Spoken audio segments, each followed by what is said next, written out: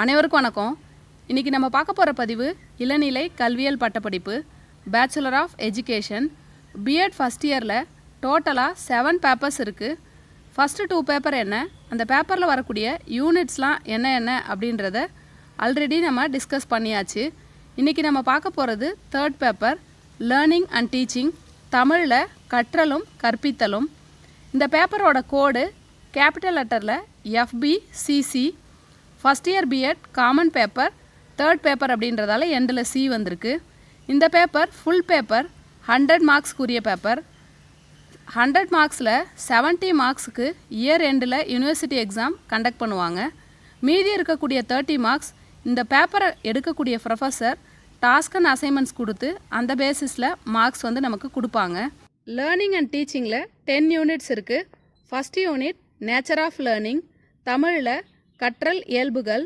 இந்த யூனிட்டில் இருக்கக்கூடிய டாபிக்ஸ் என்ன அப்படின்னு பார்த்தோன்னா learning, meaning and definition, elements of learning, basic principles of learning and their implications, rote learning versus meaningful learning, principles and techniques of active learning and their implications, self learning. இந்த unit படிக்கிறதோட நோக்கங்கள் என்ன அப்படின்னு பார்த்தோன்னா, இந்த யூனிட்டை நம்ம படித்து முடிக்கிறப்ப கற்றலின் அடிப்படை கொள்கைகள், தன்மைகளை புரிந்து கொள்ள முடியும். செயல்முறை கற்றல், அவற்றின் உட்குறிப்புகளின் கொள்கைகள், உத்திகளை அறிந்து கொள்ள முடியும். பொருள் உணர்ந்து கற்றலையும் பொருள் உணரா கற்றலையும் வேறுபடுத்தி அறிந்து கொள்ள முடியும். சுய கற்றலின் வரையறை, நன்மைகளை பகுத்தறிய முடியும். யூனிட் 2 நேச்சர் ஆஃப் டீச்சிங், தமிழில் கற்பித்தலின் தன்மை. இந்த யூனிட்டில் இருக்கக்கூடிய டாபிக்ஸ் என்ன அப்படின்னு பார்த்தோன்னா teaching, definition and meaning, characteristics of good teaching, views of great thinkers and philosophers on teaching, becoming a reflective teacher and his characteristics, my goals as a teacher.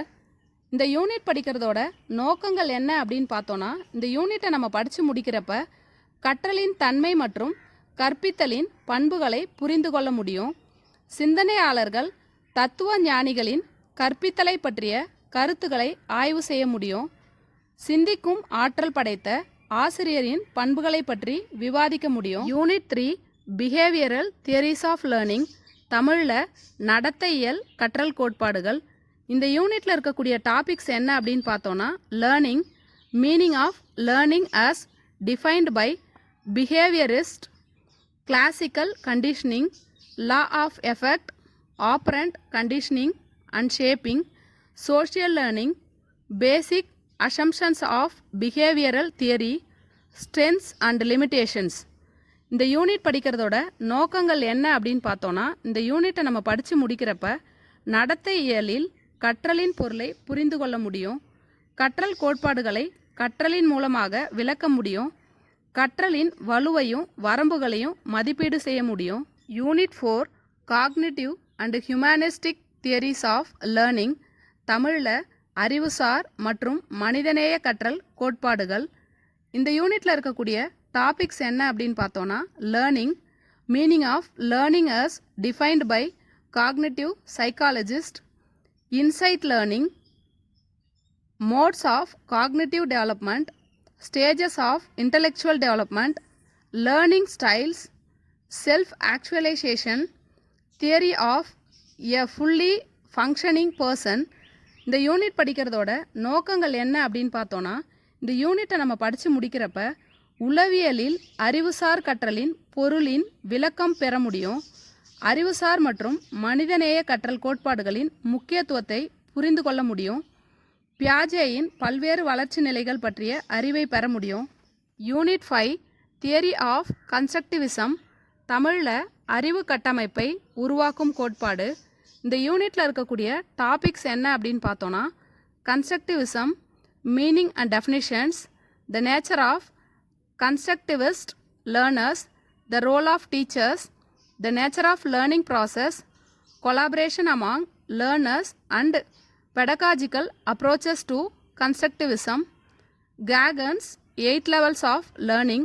இந்த யூனிட் படிக்கிறதோட நோக்கங்கள் என்ன அப்படின்னு பார்த்தோன்னா, இந்த யூனிட்டை நம்ம படித்து முடிக்கிறப்ப அறிவு கட்டமைப்பின் பொருளையும் அதன் இயல்பையும் பற்றி புரிந்து கொள்ள முடியும். அறிவு கட்டமைப்பின் கற்பித்தல் அணுகுமுறையை பற்றி விளக்க முடியும். கற்றல் செயல்முறையின் இயல்புகளை பற்றி விளக்க முடியும்.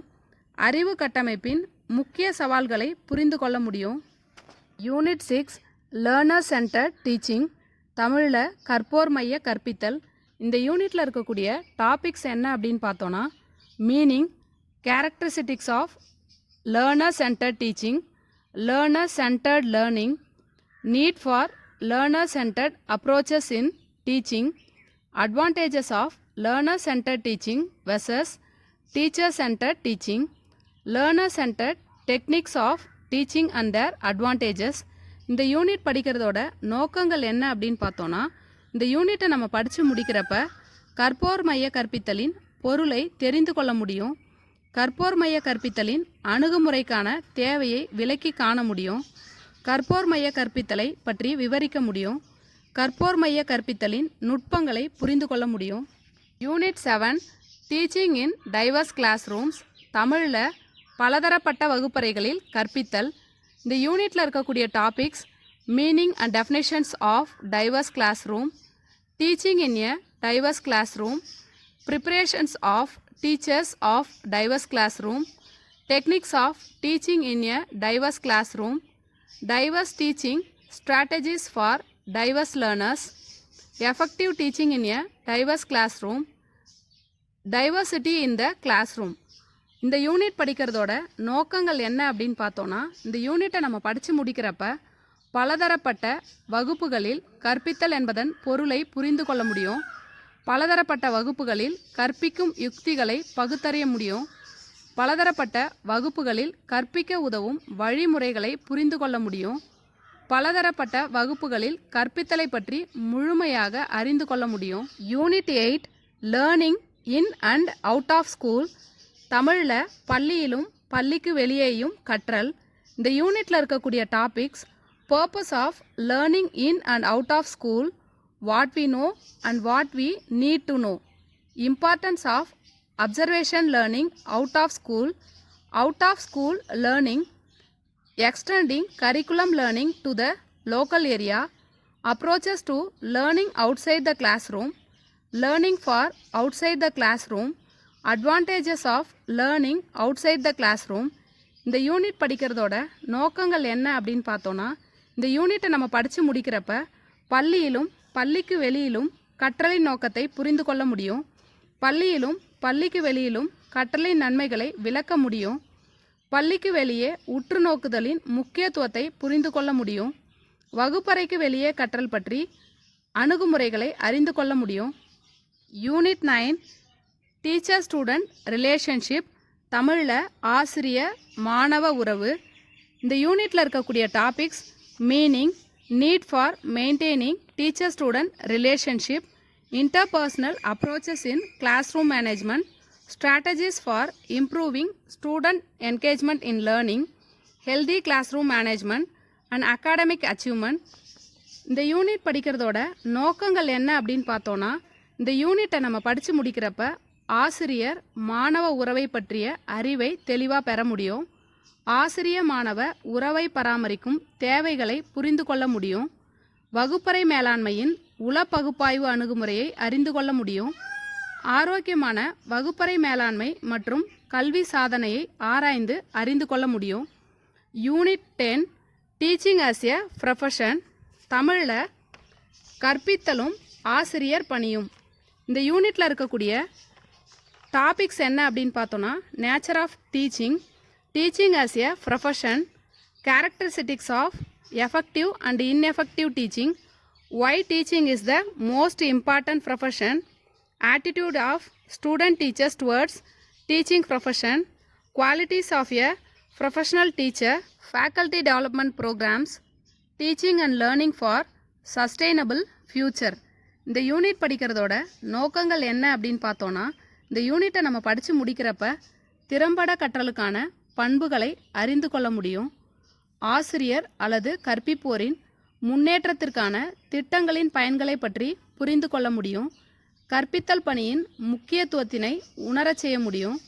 ஆசிரியரின் கற்பித்தல் பணியின் திறன்களை மதிப்பீடு செய்ய முடியும்.